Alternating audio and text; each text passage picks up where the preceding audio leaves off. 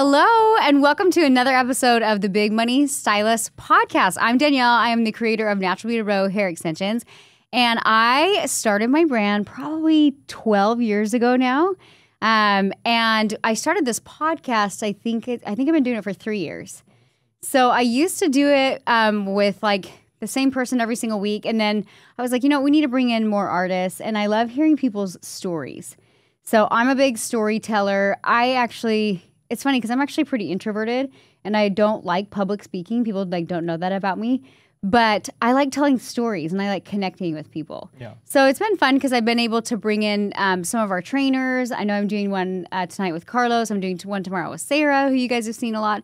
But today, my guest today is Sal. So he works with Carlos, who is one of my Natural Beauty Row's educators, which you'll see him on a podcast as well. And I just want to jump right into it and kind of have you tell me a little bit of your backstory. Like, how long have you been doing hair and how did you end up working in Carlos's salon, which is located in Houston, Texas? Yes, Houston. So I'm Sal. I've been doing hair for about 10 years now. I graduated Paul Mitchell in 2013. Nice. And coming into the hair world, I was always feeling like, people would make me feel like, oh, you're just a hairstylist and you're just going to do hair forever and you're never going to be able to save money and you're never going to be able to get that income that you want. Right. And what did you do before hair? High school. Oh, right after high school. You're so young. You said you've been doing hair for 10 years. So I'm like, right after high school, yes. I went into hair school, and while I was in high school, I was wanting to do the cosmetology program, but I was so afraid to ask my parents because me being a guy and the first male in the family, I wasn't out yet with my parents. Oh, okay. So whenever I was wanting to do it, I was like, no, that it's gonna give me away in a way to where like I was afraid to ask my parents for permission. Right. Because they had to pay. Right. So I just waited until I graduated, and then I was like, okay, I want to do hair for a living. And then they were like, are you sure? So you wanted to do it even high school? You wanted to do hair? Oh, cool. Yeah. I knew I would burn my little sister's hair. She was always my guinea pig doing her hair. She was 3 years old, and I would be flat ironing her hair with my mom's flat iron. But yeah, I've been in the hair world for 10 years. I was jumping around a lot until I found Carlos, and I found Carlos through a friend. Okay. That friend used to work with Carlos at the time, and I've been at Trademark for 4 years, 4.5 years. So you've been, so you I feel like you skip forward so fast. I'm like, whoa. So let's go back to, you said you didn't want to even admit that you wanted to do hair, right? Yeah. And it's interesting you say that because I started hair school, went to Paul Mitchell School as well, right out of high school. Same thing. I actually went to one semester of college, and I was like, this is wasting my parents' money, but was kind of scared to say, hey, I want to go do hair, because the stigma is like, and it's still to this day, the stigma, oh, if you go do hair, it's because you have nothing else to do, right? And it's so interesting. My daughter, who's 15, she has this is reminding me of the story. She has a friend who has always wanted to do hair, and her parents are like, you're not going to do hair, you're not going to make any money, it's a no. Which I think is funny for parents to discourage something if your child is passionate about it. And they just were kind of like, you're not going to make any money, you need to go to college, do that route and all that things. And I said to Bailey, my daughter, I said, do they know your best friend, her mom, what I built doing hair? And they responded, yeah, but that's just once in a million. That's just what. And so it's always mind-boggling to me, because there's a lot of artists that still operate in that, I'm just a hairstylist, I can't expect more out of life. But there's actually a lot of really high-producing artists out there that are making great money, right? And it's sad to me that our industry is still kind of looked at as oh, you're just a hairstylist, right? And I do feel like there's a shift kind of happening in our industry, but the shift has to start with the artist, the artist. Okay, so you have been, where did you work prior to working with Carlos? What was your journey in between there? Before Carlos, I actually had my studio, which was probably 2 miles away from Carlos right now. Okay. And I was there for a year and a half, and I quickly learned that it was harder than I thought. Were you renting your own studio and trying to build on your own? Yeah. Okay. Because at that point, it's if you don't put in your 100%, you're never gonna make it. Like it's either you're in there or you're not. Yeah. And a lot of people think going on my own I'm gonna make my own schedule, but in reality, then the schedule owns you in a way, because now you have to be at the salon to make money. Yeah, yeah. Well, it's interesting because I find there's success in both routes. Like there's success in going after and getting your own space, but there's also a lot of, I run a commission salon, and I provide all hair extension leads for all of my artists, and they make great money. Yeah. Right. So there's success in, there's not like a wrong way or a wrong path. It's like, what is going to work for you to get you to kind of the next level. Yeah. So when you were renting your own space, and did you find that you were kind of like just, you said taking clients, like did you feel like you just always had to be there? Yes. Yeah. Just because at that point it's just you. Like you have to do your marketing, you have to get all of your product, you have to pay your rent, and if you're not making the rent, then you don't have a space. Right. So yeah. Did you do a lot of social media at the time when you were on your...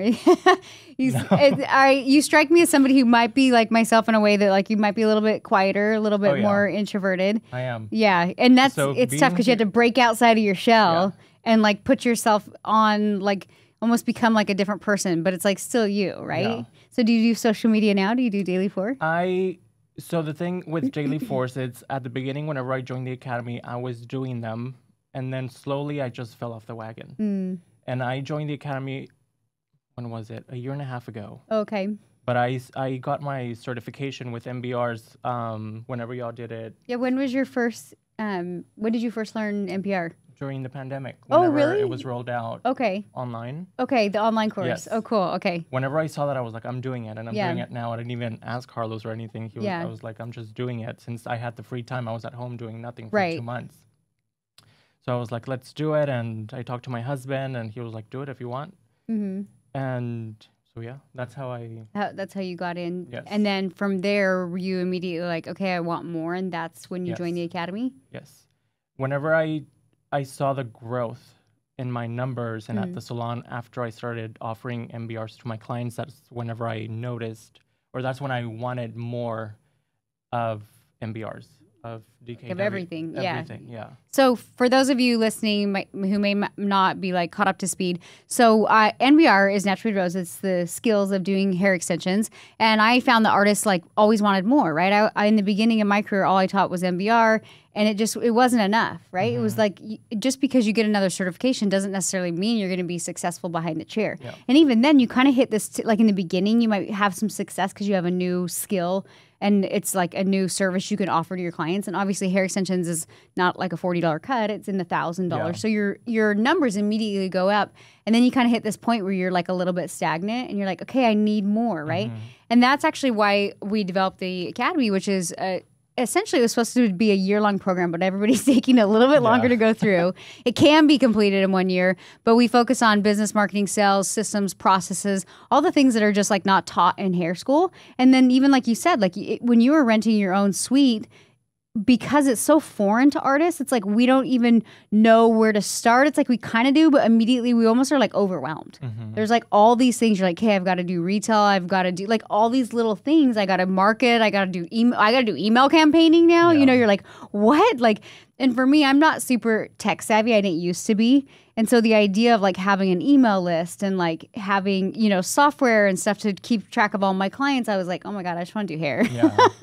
So it becomes a lot. And I'll say right now, like I wouldn't be the person I am today if I didn't hire great team members. Yeah. Like I'm not even going to try to like take the credit that I build every system inside of my salon. I suck at building systems. And to be honest, I'm kind of a sucky manager. I'm a good leader, but I'm a really crappy manager. And so, okay, so you were in the academy, you joined the academy. What phase are you in right now? I'm in phase 2. Okay. And I've been in phase 2 for a bit. Okay. Everyone's kind of they get started and then they get stuck. And I'm always like, where are you at? Where are you at? But after the class or the call that we did or that y'all did last Monday, fired up again? Yes. Yeah. After I heard Garrett and I listened to the whole thing, and I told Carlos, I was like, okay, I'm ready. Like, I'm ready to go back in. Yeah.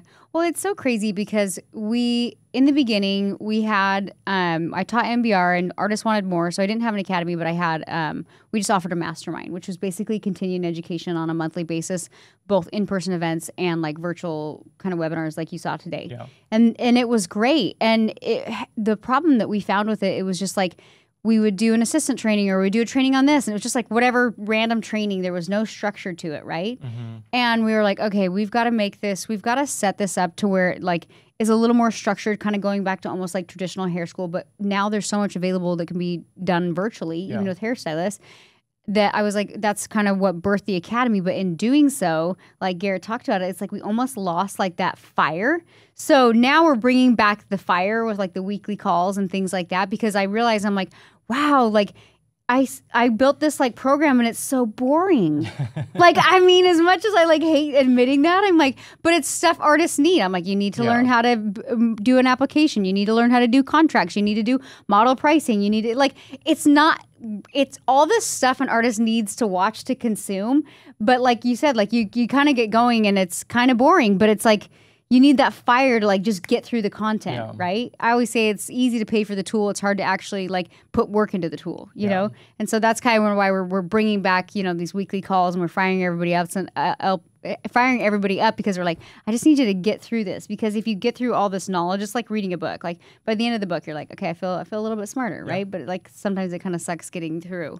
So, okay, so you're at Carlos's salon and you've been in there for 4 years, did you say? 4 years, yes. Are you booth rent or commission? Commission. Okay.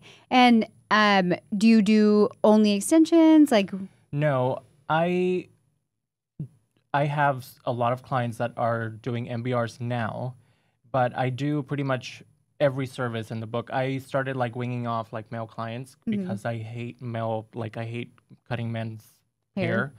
But yeah, I do mostly women, and it's all the color cuts, the whole shebang with women, and now MBRs. And so you're kind of still like starting to incorporate MBR clients. Yes. Okay, so then next you'll be kind of like weaning down, like, okay, what colors do I not want to take? What haircuts do I not want to take? And things like that. So are you pretty full? Are your books pretty full? My books are pretty full. I have an assistant, and my assistant does a lot of the blow drying and the lazy work for me. But, it's not lazy, it's essential. Yeah. But having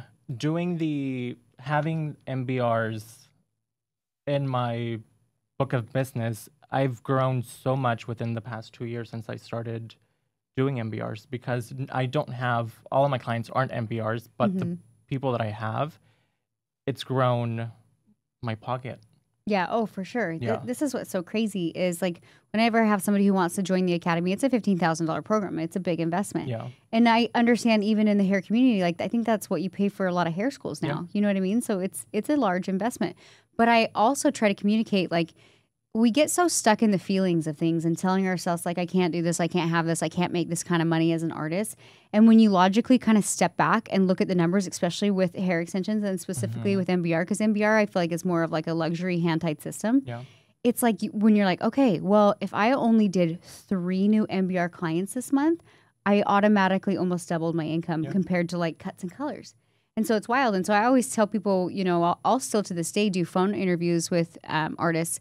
And I'm like, hey, I can't want it more than you. But if you logically step back and look like what a couple new MBR clients can do for you a month, you're going to pivot your marketing. You're going to start realizing like, hey, this is where I'm going to put my focus and my time and attention. So with your marketing, do you do your own social media, or do you kind of do it with the salon, or what do you do for your social media? No, we all do our own social media at the salon. We have our Instagram and Facebook. See if I'm following you. But Carlos does a lot of our like little posts. Like he gives us the ideas. What's your Instagram? Trademarked by Sal. Oh, it is trademarked. Right. I think I am following you. If I'm not, sorry in advance. There's trademark salon. There's you. Oh yay. Okay, I'm gonna give you an Instagram analysis. Are you ready? I'm just kidding. Oh, nice. Okay, so here's I see you do extensions there. I see she has a cute bum. So the first thing I want to see when I come to your page I don't want to say like right away, but like next month, I would love to see when I come to your page It's a clear, if you want to do more extensions, you have about 3 seconds to capture someone's attention. Yeah. And regardless of what it is, I want to know right away that your focus is extensions. Do you love color? I do. I love color too. I think Paul Mitchell's a great school to learn color. It is. It gives you a really nice foundation. So for me, a part of what makes any extensions good is a really good color blend, right? Yeah. Like that's all we teach it with extensions. I'm like, people that come in that don't do color, I'm like, MBR is not a fit for you. Mm-hmm. I'm like, because we don't preach compartmentalizing, we can preach doing the package deal, because it brings in the artist the most amount of money. It allows us to kind of perform our art and give the client a really good experience. Yeah. So for me, I love color, but even more specific to, I love doing natural colors. I love doing reds, blondes, bronze, and that's it. I don't want to do anything else. So when people come even to the Natural Beaded Rose page, you don't see me posting even a lot of fashion colors. Yeah. I've kind of come out of my wheelhouse because I've seen it. I used to be like, I don't like those. But now like Jackie, she does, it's hard skill. She does really good fashion colors. So what color, what are you most passionate about with color? Like, what do you feel like is in your wheelhouse? Blondes. I love doing blondes and the whole dimensional that can go in within the blonde family, because you can do so much with the blonde with creating just anything. Yeah, I do like blondes. There's like a lot of options. Whenever now that I'm actually a brunette, I feel like I get more brunette clients and I have fun with it. But I agree, there's like just a lot you can do with blondes. Okay, so this is my goal that I'm giving you, because remember how we talked about in our training today, and it was like, what do you need to start doing and what do you need to stop doing? So my challenge and it's so funny because like growth really is determined based off like those two simple principles. What are you going to start doing and what are you going to stop doing? Like a lot of times we think we need to come out with this outlandish plan, but it's really like, what's not working right now and what could you do to change it to give you like a predictable, like measurable result of like, did this work or did it not work? Yeah. So, and like I said, I'm going to give you a month, but I would like to come to your page and be like, oh, he definitely does extensions. And I can see that he does a lot of blondes. Like if that's really what you want to focus on as a client, if I'm looking for somebody who not only does MBR, I'm like, oh, I really need somebody who does blondes, because blondes can be scary, right? They can. And it's funny too, because I tell everybody in the academy, I'm like, there's so much. I think we think, oh, I only have like 4 clients, so I don't have the opportunity to create a lot of content. Yeah. But I have been telling my girls, and I'm just going to give you like this little tidbit of like, what I tell my girls at the salon, I'm like, get out your camera, put it on cinematic mode. There's so much opportunity to create content. You could show popping off a bead. You could show stitching them off. You could show painting the roots. Yeah. You could show little clips of every like little parts of the process, especially if you have an assistant. And then you literally have like 15 reels off of one person. Yeah. And that's not even including photos. Then you can do another one, where they're shaking their hair, and like Instagram is so funny because it's like now it's like it's like 10 seconds. If a video's, we want to create like these really long videos, start to finish, of one client. But instead, I've been telling my girls, I'm like, don't do that. Save your content. I'm like, you're wasting all this good content on one reel. Yeah. So instead, break it down into like, 10 different reels, just showing different pieces of the project. So for you, once you start doing that, what you'll see is your MBR numbers will start to go up even more. You'll be like, oh, I'm attracting all these new extension clients because that's all you're putting out there. Yeah. So that's my goal for you next month. Got it. You're like, I got it.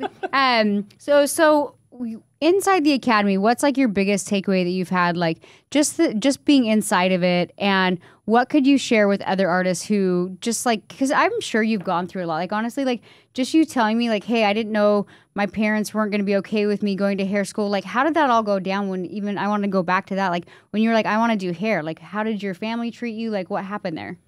So with my family, because I am first generation here in the United States, my parents moved here from Mexico. My family always, they still envision my brother and my sister going to college. Like that's the path that everyone has to take if you're living in the United States. It was the American dream. Yeah. Yeah. So whenever I told them that I just wanted to do hair, it was like a letdown because I'm the oldest child. And you had all this opportunity. Yeah. Yeah. So whenever I went to Paul Mitchell, they were supportive, but they were still scared in a way that I wasn't going to make it through life being a hairstylist. And a good feeling now. We went to Mexico for Christmas, and we were talking about incomes and all that stuff. I only get with this with my family, and I was like, I told them how much I made 2022, and my parents were like, you made more than both of us combined. Oh. So that was a good feeling for them and for me, because they didn't think that I was going to make it. Right. Being a hairstylist. Being possible, yeah. Yeah, I know. I love stories like that too, because it's like, my mom was kind of, she'd be like, oh, you want to go to hair school? Like that was her response. Yeah. And I don't think parents realize, I'm like, oh, you just want to do hair? And you're like, oh. So for me, it's funny, even with like my 4 daughters, I'm always like, whatever they're like seem passionate about it, I'm like, yeah, go for it. You know what I mean? But it's cool to kind of have it flip around. And same thing with like my family now, they see the success that Garrett and I had. But for a while, I think it's not that they're trying to be negative, but they're like, no, don't fall on your face. No, don't, that's too scary. Take the safe route, the predictable route.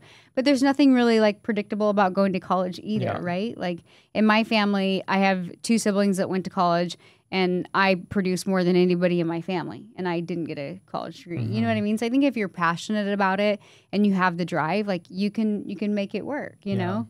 And sometimes you have to just not let other people dictate what you want to do. So it's cool to hear like you were kind of like, no, I'm going to do it anyways.